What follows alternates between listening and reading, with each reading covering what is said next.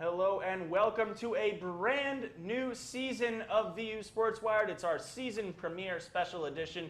Cutler Klein, Max Schneider, and guest panelist Simon Gibbs on the show today. Thanks so much, Simon. We'll have Grace Nanney on later in the show to talk some Commodore soccer. In other big news in soccer in Music City, I typically will dress up and wear a polo like most weeks. Today, I'm wearing my Nashville SC shirt as a big celebration of Nashville's new MLS stadium coming to the fairgrounds with the Metro Council vote last night. Congratulations to Nashville SC. Super excited for the future of the sport in Nashville. But moving from football to football, Vanderbilt kicked off the season last week, and they are 1-0 after taking down MTSU at home. We've got all the highlights and reaction for you here. Let's roll the film. Vanderbilt kicking off the season with a crosstown rivalry first quarter, fourth down run. Kari Blossingame didn't even have to run anyone over this time. To the house untouched, 7-0 Vanderbilt. MTSU would respond, but on their very next drive, a backwards pass from Brent Stockstill, and that's not going to make this guy's highlight reel if he's trying to go pro. Deo Odengbo with the club hand, taking it to the house. Touchdown Vanderbilt. They would lead at halftime. Third quarter, Shermer, showing off some mobility, fires it over to Chris Pierce. Great diving grab for the touchdown. Vanderbilt extending the lead. And then here comes Kalijah Lipscomb. Get off me, flying through the air to make the grab. 28-7 Vanderbilt. It would finish 35-7 after a late Jamari Wakefield touchdown. Vanderbilt cruising to a win in that one, going 1-0 with Nevada coming up this week. Guys, Kyle Shermer was really one of the biggest stories in this one because in the first half, when his receivers couldn't get open, the offense stagnated, only 14 points. Shermer didn't even have over 100 throwing yards in the first half. Is this offense really going to be about the Kyle Shermer show this year? Are they going to be able to live and die by Kyle Shermer? Yeah, I think this offense is going to live and die by Kyle Shermer. And that's not to say that they don't have any other strengths, because we saw the running game, three-headed backfield with Wakefield, Vaughn, and Blossingame. They can really run the football, and this offensive line has experience. But I think what we saw last year is that this team needed Shermer to keep them in games. We saw that late in the season against teams like South Carolina, where if not for 330 yards and 4 touchdowns for Shermer, that game's another SEC blowout. And so this year, a little bit of a struggle at wide receiver. We have Lipscomb coming back, obviously, for this Vanderbilt offense. But the other receivers are kind of no-names for a lot of people right now. And so it all pretty much relies on Shermer to kind of put all the pieces together, especially when you don't have a defense that you're super confident in. And that comes with a defense that's coming off statistically the worst season in SEC history last year, letting up 396 points in conference play. So they're going to need the passing game to keep them in games, especially against tough SEC defenses, and Kyle Shermer is going to be the reason why. So I'm going to play devil's advocate here, and I'm going to first say that the defense looked nothing like last year's defense. They send the house early and often, and they were really getting to Stockstill, and that made it a game. That said, the running game is also looking different with 3 different running backs featured, and that confuses the defense a little bit. But Cutler, I wanted to point out something you just said before. It's that his receivers weren't getting open in the first half. And I'm not to blame it on the receivers completely, but it's much tougher when he doesn't have the targets he had in the second half, and he doesn't have, Kalijah Lipscomb making crazy catches like he did later on in the game. Right, and for the receivers, it's obviously going to be a learning curve because it's difficult to replace 3 really pro-caliber receivers, one of which actually made the pro roster in Trent Sherfield, but Caleb Scott, who's on the Seahawks practice squad, and C.J. Duncan, who unfortunately got cut by the Cardinals. These are 3 guys that were pivotal parts of this Vanderbilt offense. Now you have to replace them with a lot younger, more inexperienced talent. As the season goes on, do you think it's more just going to be that these receivers are going to learn the pace of play? Because this was Chris Pierce's first touchdown that he scored in the second half of that game. Kalijah Lipscomb is really the only truly experienced receiver on the roster at this moment. Is it going to be a bit of a learning curve, and do you think that going up against these 2 non-Power 5 opponents to start the season is a great way to help that? I mean, look, it's not great to face 2 non-Power 5 opponents in the first 2 games of the season. It doesn't really prepare you when you're going to South Bend in week 3. But I think one X factor at the receiving core is definitely going to be Sam Dobbs. I would love to see some 2 tight end sets making use of both Pinckney and Dobbs. Whether that happens is unclear, but I think it's important to utilize those veterans early and often because these rookies are not going to be ready to jump right into SEC play later on this season. Well, I think one thing that Shermer does well is use his tight ends and use his running backs, and he doesn't necessarily have to be reliant on 2-3 wide receiver sets in order to make plays. Obviously, we know that Lipscomb is his #1 target, but Pinckney was the second most targeted guy in this game.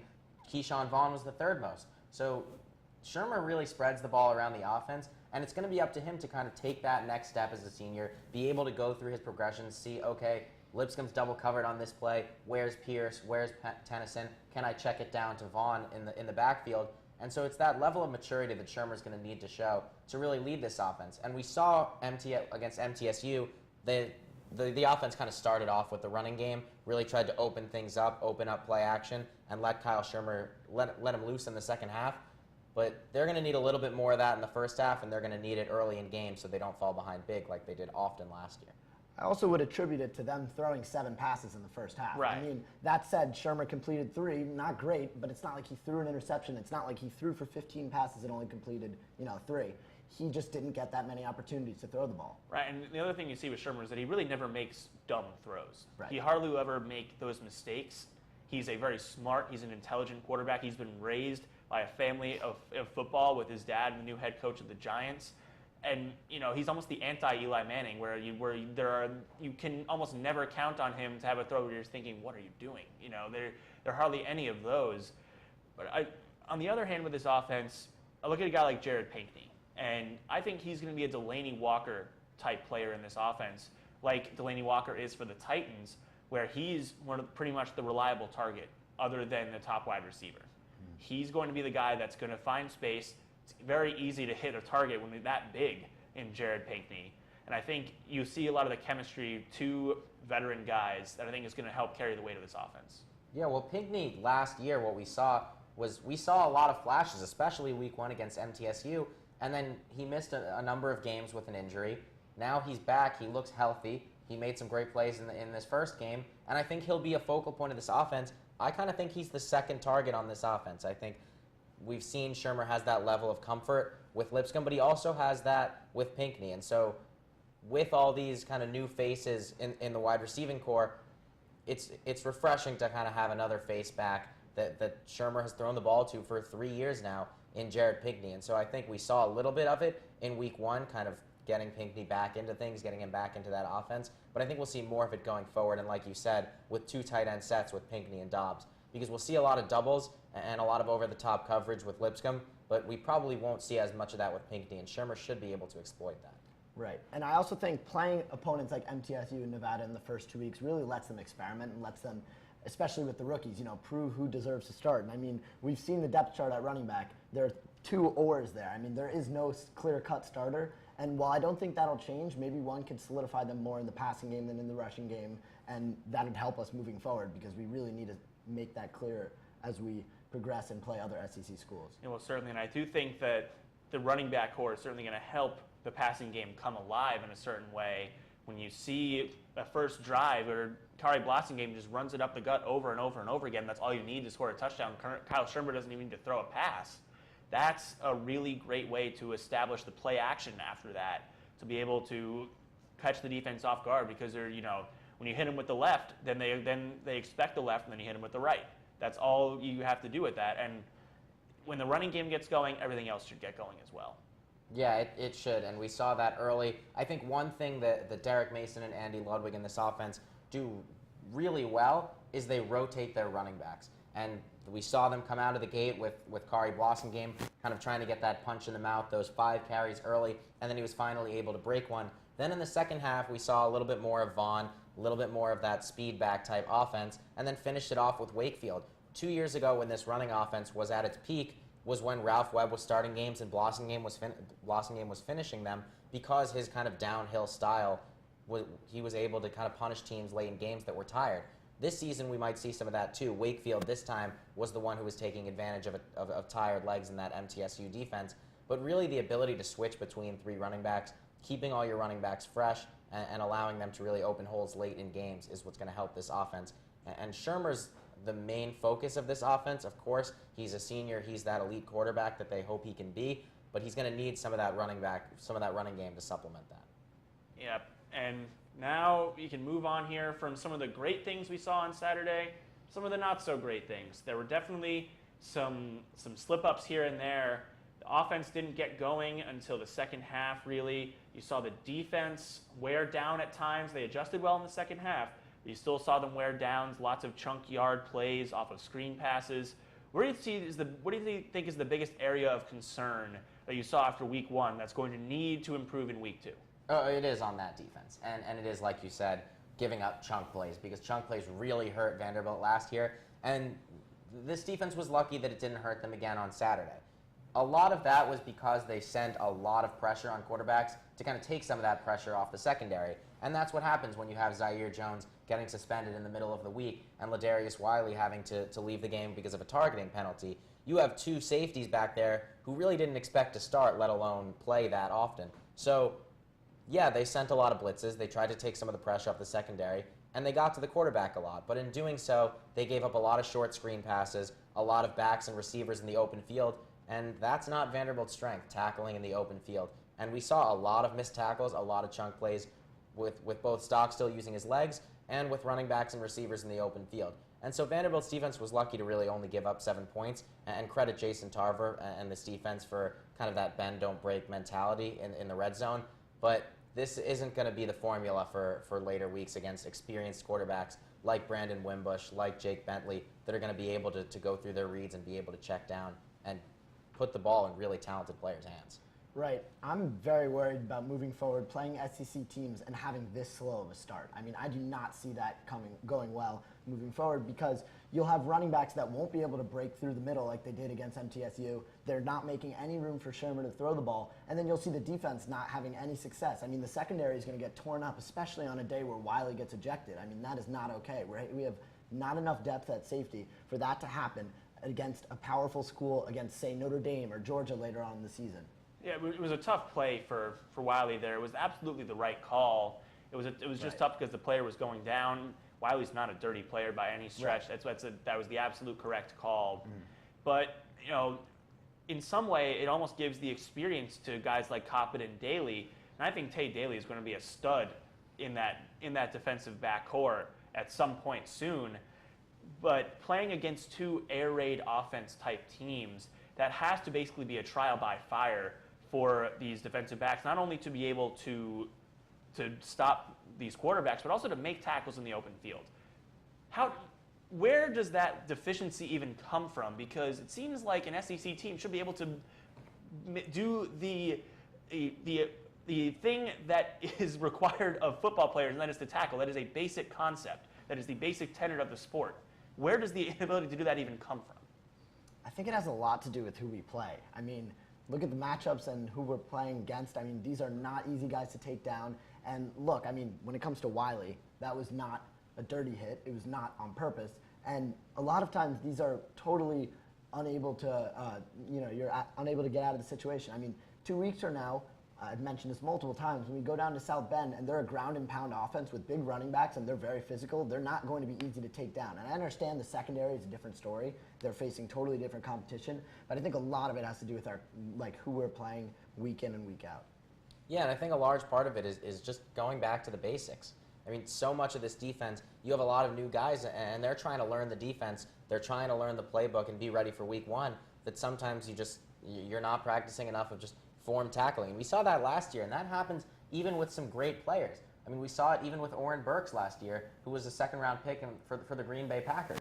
I mean, even good players miss tackles, and sometimes it's just going back to the basics, making sure that that's a point of emphasis, because the real great teams in college football and in the NFL, the Alabamas of the world, the New England Patriots of the world, they don't miss tackles. And you can't afford to make mistakes when the talent deficiency is so prevalent against teams at the top of the conference. Certainly, this will be a game that, if Vanderbilt is to make a bowl game this weekend against Nevada, 11 a.m. kickoff at Vanderbilt Stadium, it's a really big game for them to make in order to make a bowl game, because they really need all the non-conference wins they can get, with the exception of the Notre Dame game, which is a very tough one to win, certainly.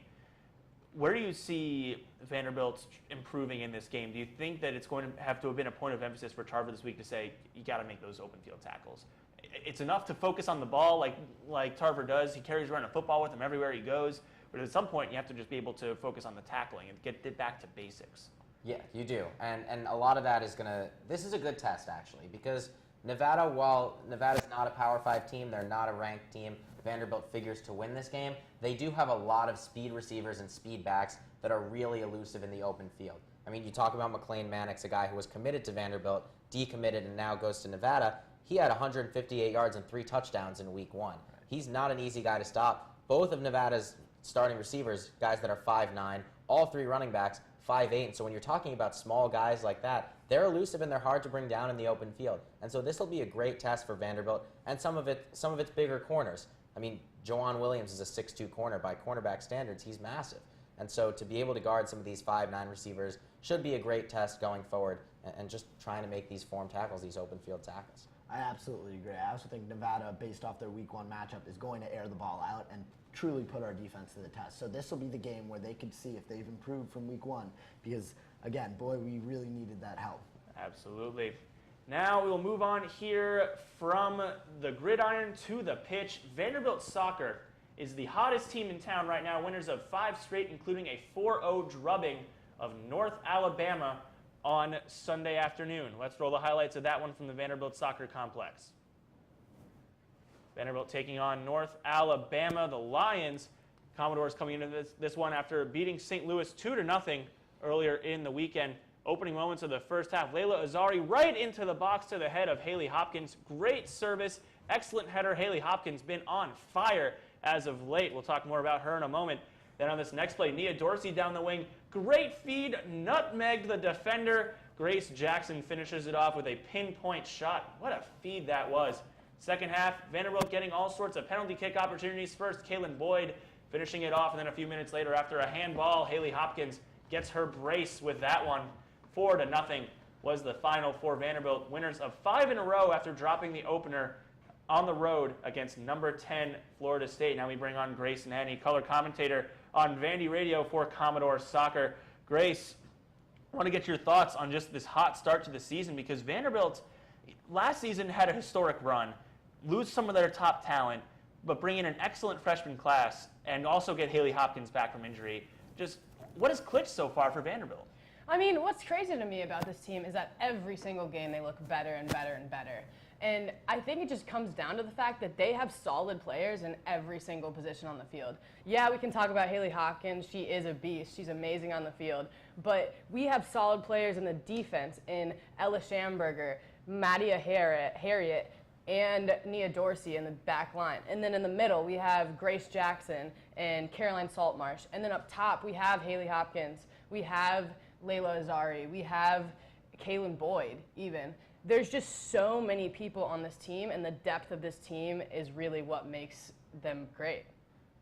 Yeah, absolutely. And it's such an improbable run because last year you saw them start out slow, then build up after that and win a lot down the stretch. This time they're just starting out white hot. Do you see that, is it especially shocking to see, Max, that a team that is rebuilding in a sense is starting out so well?